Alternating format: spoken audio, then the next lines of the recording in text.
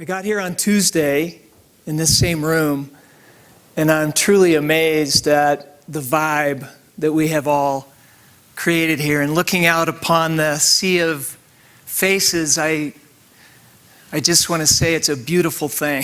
And I see my friend Johnny there. Lots of friends here. And so leadership.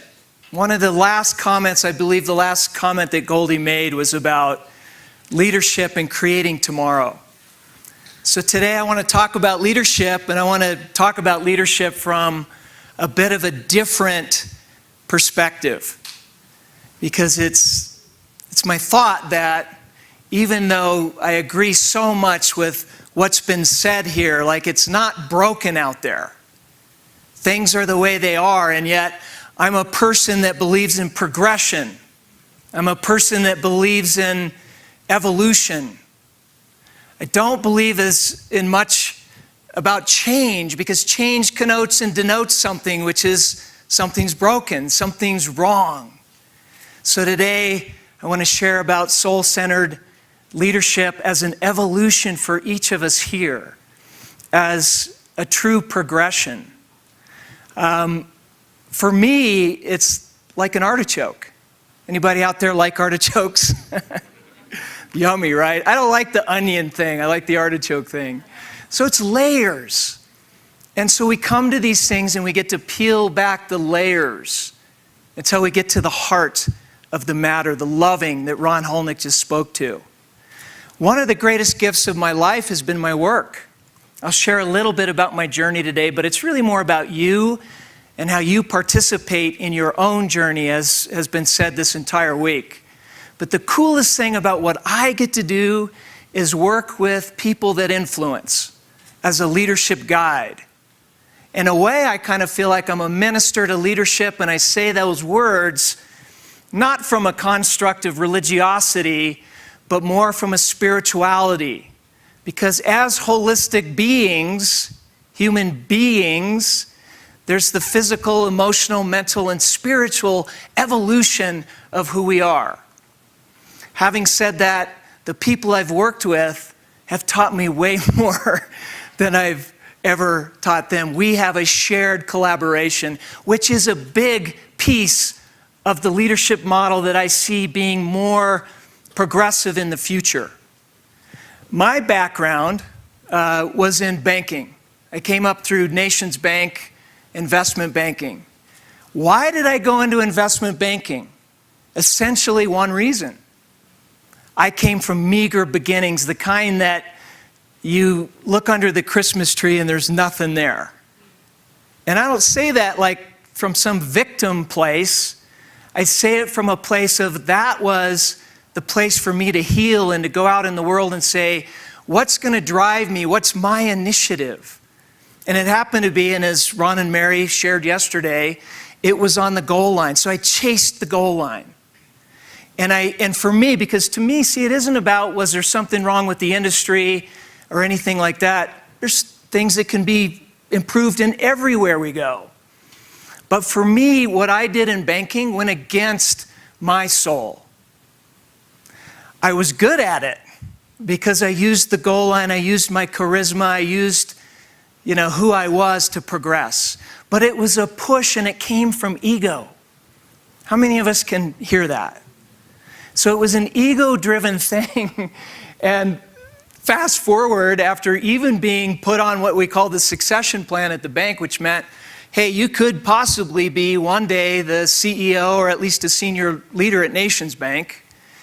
And I got to the place where I was dying inside. And almost did. Fast forward to about 1994, after about 8 years in the industry, I landed myself in intensive care at Swedish Medical Center. 8 days. And it was amazingly insightful for me.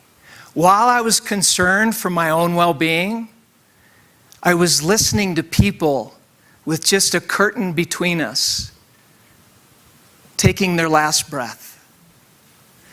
And again, this was an awakening for me, and something shifted inside of me, an insight an awakening.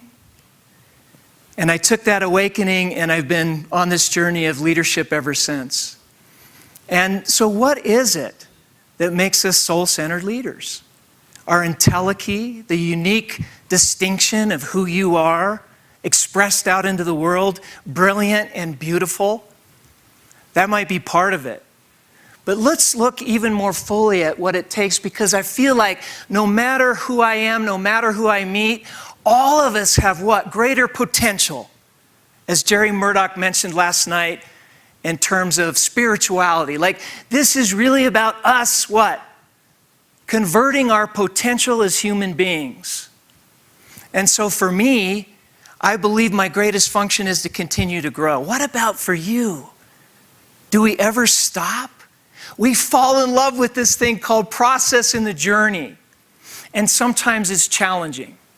So I invite us to consider a question today. What's the holdup on ourselves? And we'll spend a little more time looking at that as we go down the road here for the few minutes that we've got together. But consider this. And Gina said to me, I think the other day, it was something like, please don't be boring today. So I said, I'm probably not going to do a backflip or anything like that, Gina, but I am going to do a trapeze act. So I want you to imagine that you are standing up 100 feet, 200 feet in the air, and you're on a safe platform.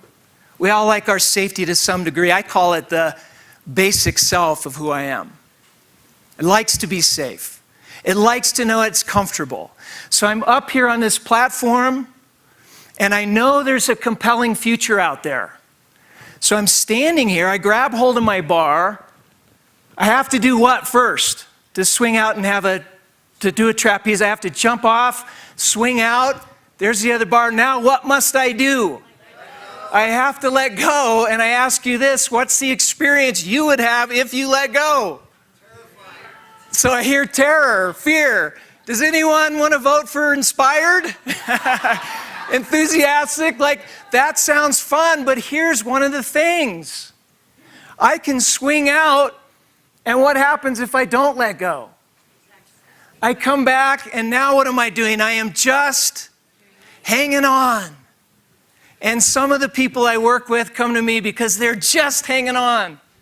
And it's not wrong or right, good or bad. It's just the way it is.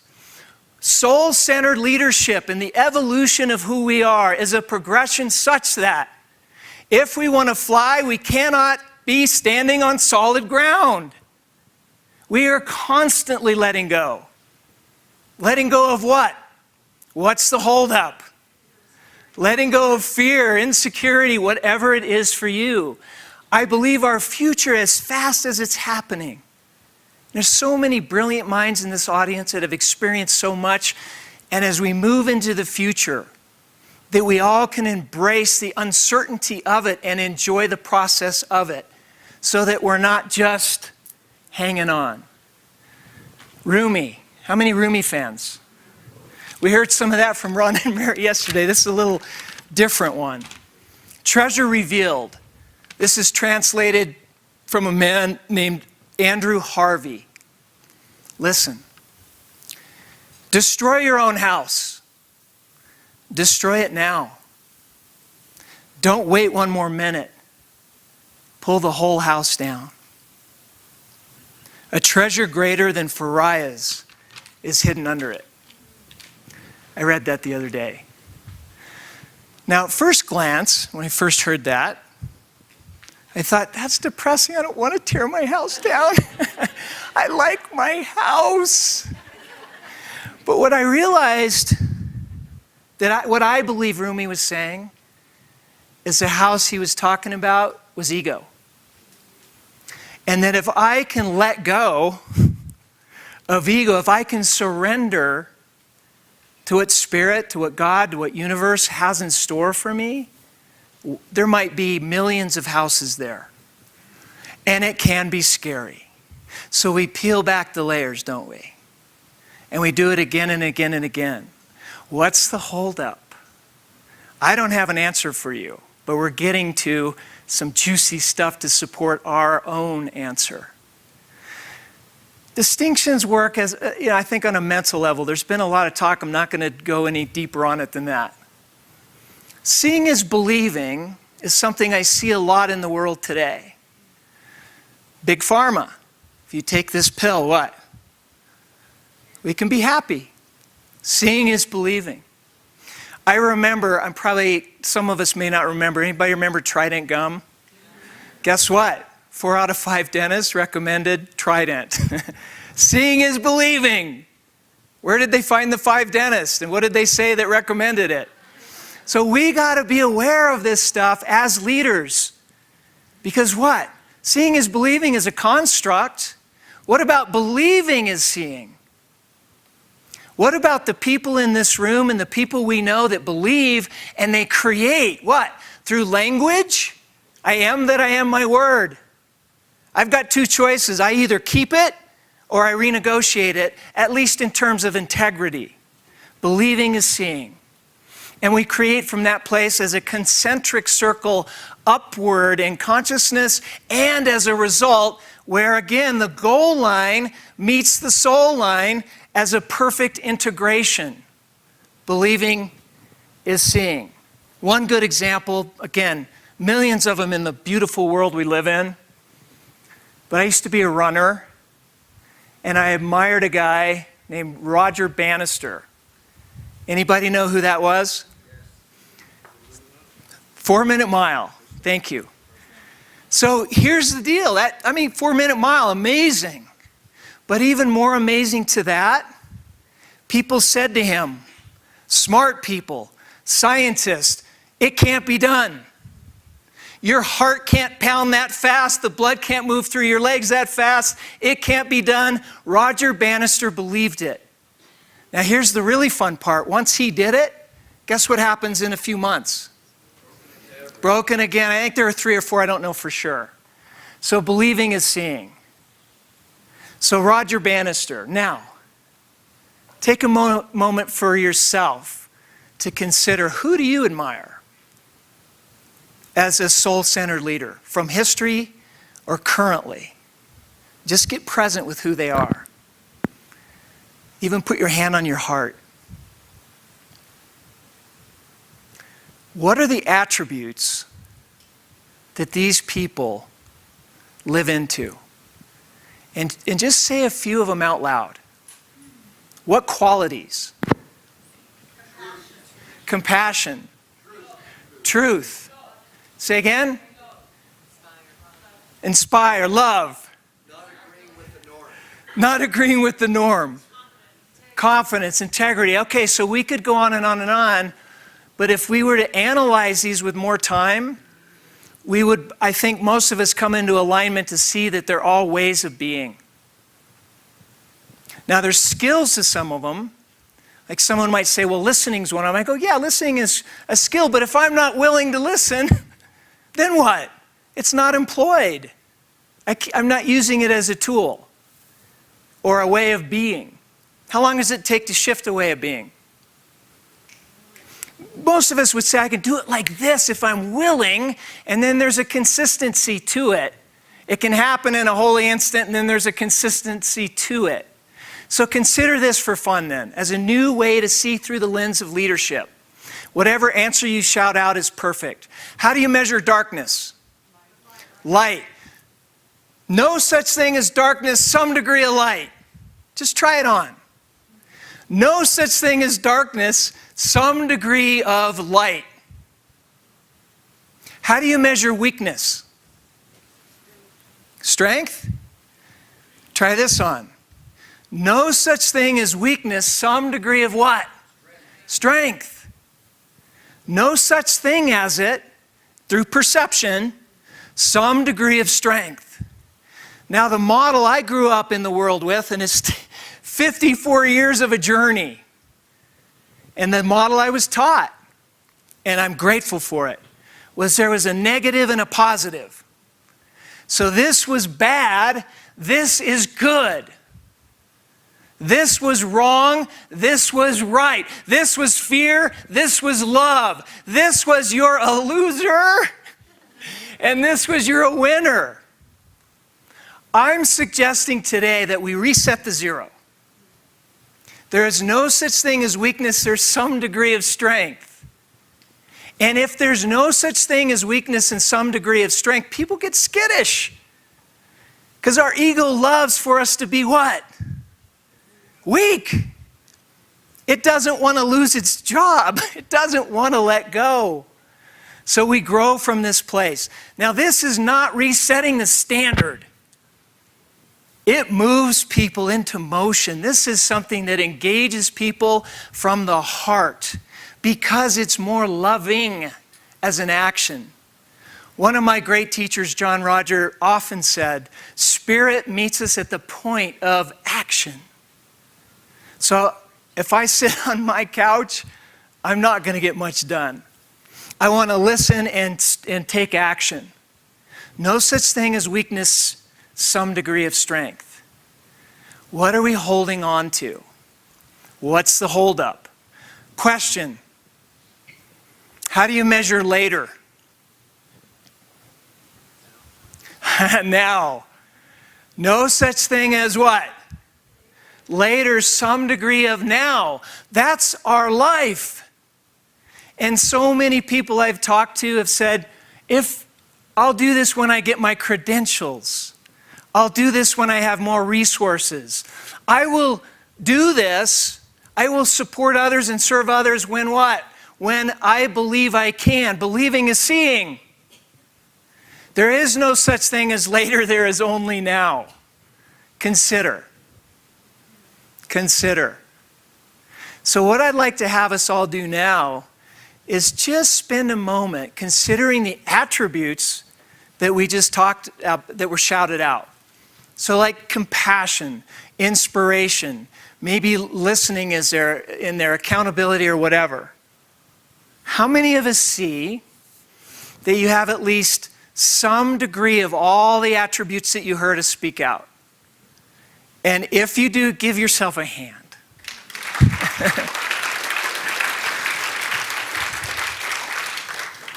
And if there's something that you are holding on to, I want to invite us to just do a little exercise. And this, again, was part of what we did yesterday with Ron and Mary with a little different twist.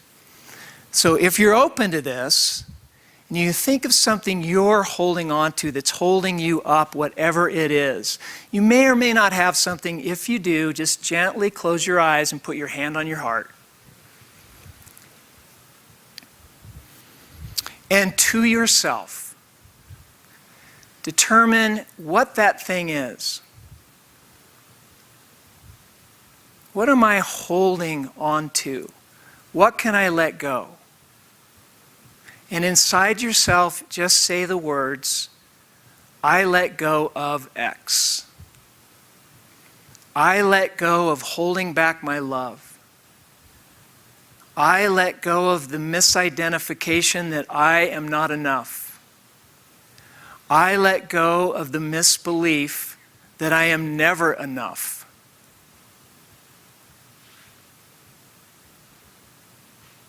And now the words to yourself. The truth is. What's the truth about who you are?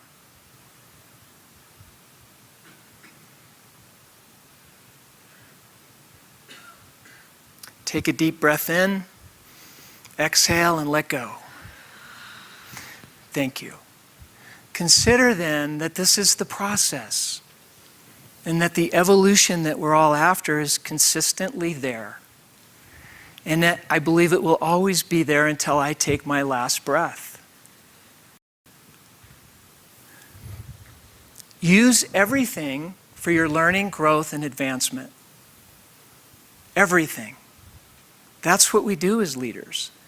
It's not like I can make a mistake from that idea. Using everything for my learning, growth, and advancement serves me, helps me to love me, so that I can love others. I am so touched by what's gone on here. Gina, happy birthday.